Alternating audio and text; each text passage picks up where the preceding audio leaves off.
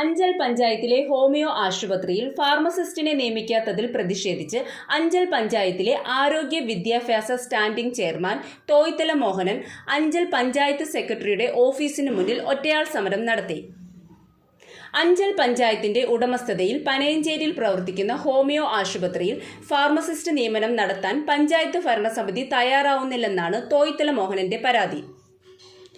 ഫാർമസിസ്റ്റിന്റെ interview കഴിഞ്ഞിട്ടും ഇതുവരെ നിയമനം നടത്താത്തതിൽ പ്രതിഷേധമായാണ് തോയ്തല മോഹനൻ പഞ്ചായത്തിൽ എത്തിയത്.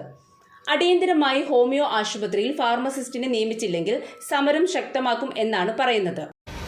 അവിടെ ഒരു ഡോക്ടറുണ്ട്, അതിപ്രഗത്ഭയായ ഇടുക്കിയിൽ ജില്ലാ മെഡിക്കൽ ഓഫീസറായിട്ടിരുന്ന ഒരു ഡോക്ടറാണ്, വൈകല്യമുള്ള ഡോക്ടറാണ്. അവിടെ ലക്ഷക്കണക്കിന് രൂപയുടെ മരുന്ന് നമ്മൾ തന്നെ വാങ്ങിച്ചു കൊടുക്കുന്നുണ്ട്, പഞ്ചായത്ത് പദ്ധതിയിൽ ഉൾപ്പെടുത്തി വാങ്ങിച്ചു കൊടുക്കുന്നുണ്ട്. ഒപ്പം ഈ ഡോക്ടറുടെ സ്വാധീനത്തിലും ഡിപ്പാർട്ട്മെൻറ്റ് ജില്ലാ മെഡിക്കൽ ഓഫീസിൽ നിന്ന് ലക്ഷക്കണക്കിന് രൂപയുടെ മരുന്നുകൾ, വിലപിടിപ്പുള്ള മരുന്നുകൾ അവിടെ നിന്നും കൊണ്ടുവരുന്നുണ്ട്. ഇതൊന്നും വയ്ക്കാനുള്ള സ്ഥലമില്ല. മരുന്നിൻ്റെ സ്റ്റോക്ക് ഇപ്പോൾ പരിശോധിച്ചപ്പോൾ കുറേ അധികം മരുന്നുകൾ കുറവായി കാണുന്നു.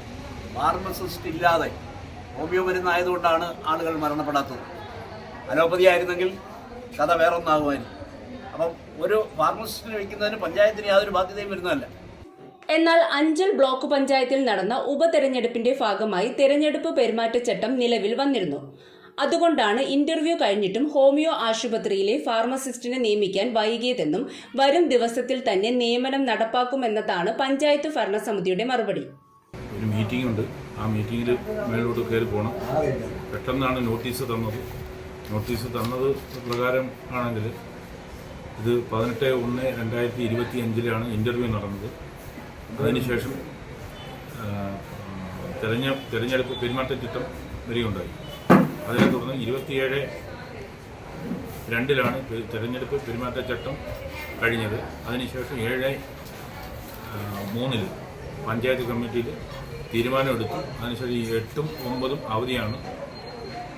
ഇന്ന് അതിൻ്റെ നടപടിക്രമങ്ങൾ പൂർത്തീകരിക്കുന്നുണ്ട്. ഇതാണ് എനിക്ക് പറയാനുള്ളത്. ഇതിനെ സംബന്ധിച്ചുള്ള ഇൻ്റർവ്യൂ കഴിഞ്ഞു. അവിടെ മറ്റ്